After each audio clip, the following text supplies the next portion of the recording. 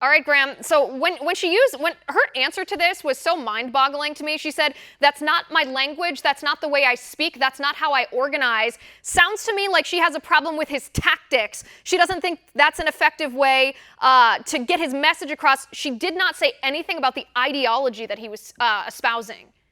Yeah, well, it's classic deflection, right? So what do you do when you get caught on live air? You try to shift and play word games, like trying to make it seem like because she's this, the leader of the Women's March, she tried to turn it into this, don't judge me by the actions of a man, right? And so, but there was one thing that I agree with what she says. She says just because you attend certain things that people hold doesn't mean you agree with everything they say. Well, that's exactly right, but it means you agree with most of what they say and you agree with the main principles of which they live their life or their narrative or their ministry, if you can call this guy's words that he puts out in hate a ministry.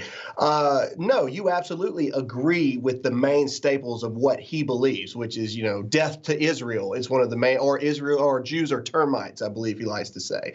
Right. I No. think he even said at one point that white men are going down and that white people are of the devil and some kind of mutants. I mean, this guy is radical, he's bigoted, he's hateful, and generally I'll actually accept your premise that you can go to an event where you don't agree with everything the person says, but generally when people do that, the first thing that they do is make sure, especially if they're a public figure with a public platform, they make sure that everyone who listens to them knows on which topics they do not agree with that speaker. So my question to her is, how hard is it to condemn anti-Semitism? If you're up there, why don't you just say, I don't agree with everything, I appreciate what he does in the black community, but I think anti-Semitism is horrible and I denounce that radical racist ideology. I mean, how hard is it to do that?